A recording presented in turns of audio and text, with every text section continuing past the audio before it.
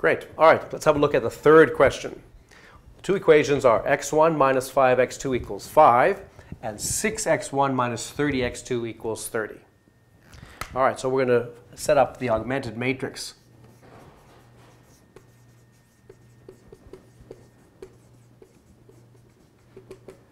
All right, the augmented matrix is, so the coefficients of the left-hand side, 1 minus 5 and 6 minus 30.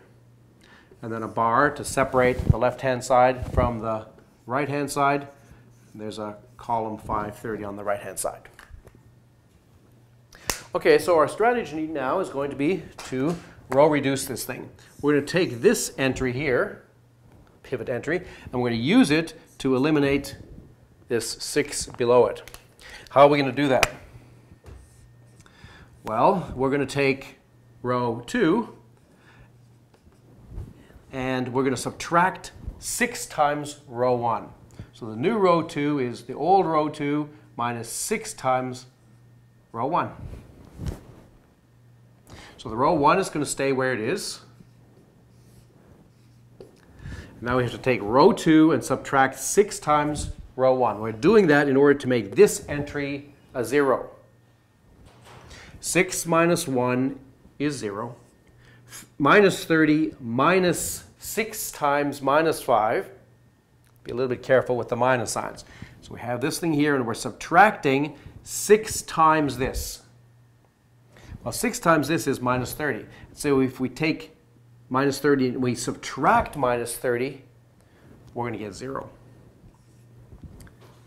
And on the right-hand side, 30 minus 6 times 5, that's also 0. All right, it's in row reduced form because the leading entries of each row, and there's only one leading entry because there's only one non-zero row. They're all arranged, staggered down, successively down to the right. So this is in row reduced form, and we see that there's a row of zeros. Is that a problem for getting solutions? No, it's not. It's just the equation 0 equals 0. So it's basically a meaningless equation, 0 equals 0, that doesn't give us any information one way or the other. There's really only one equation involved, and there's one pivot column.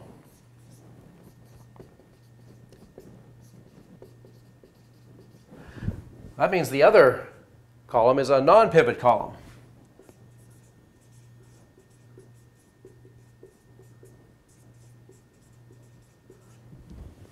And that means that there's going to be an infinite number of solutions.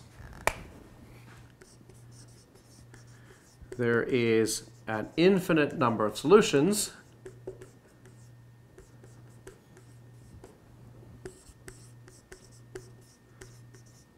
because we have a non-pivot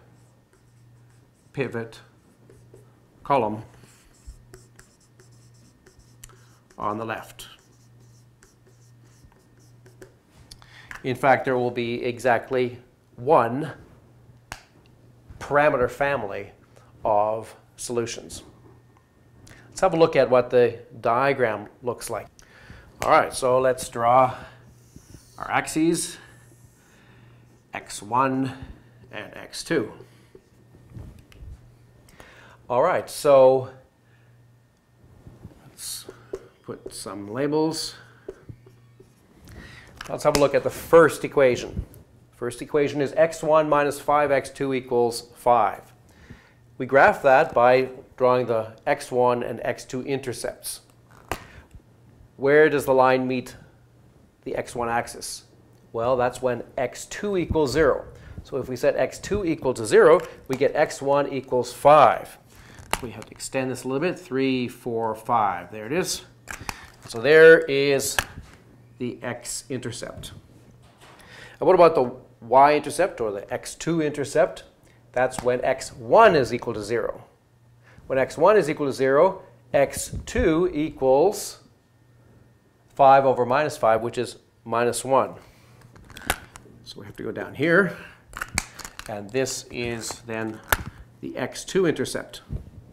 And so the line is the line that passes through these 2 points, which we can draw like this.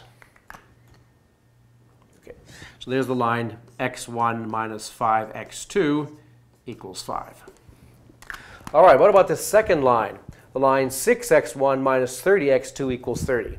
Let's find its x1 and x2 intercept. The x1 intercept is when x2 equals 0. So if we said x2 equals 0, then x1 will be equal to 30 over 6, which is 30 over 6 is 5. That means, oh, it's exactly the same point as we got for that other line. What about the x2 intercept?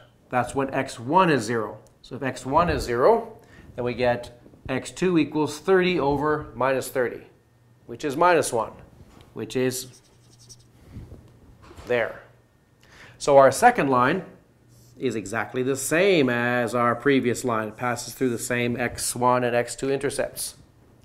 So the two equations, even though they may look different, they are actually representing exactly the same line.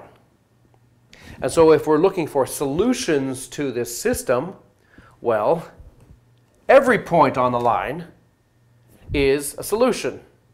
Every point on the line lies on both equations. And so there's an infinite number of solutions, and that's what our algebra was showing us. We only have one pivot column, we have one non-pivot column, so we have an infinite number of solutions.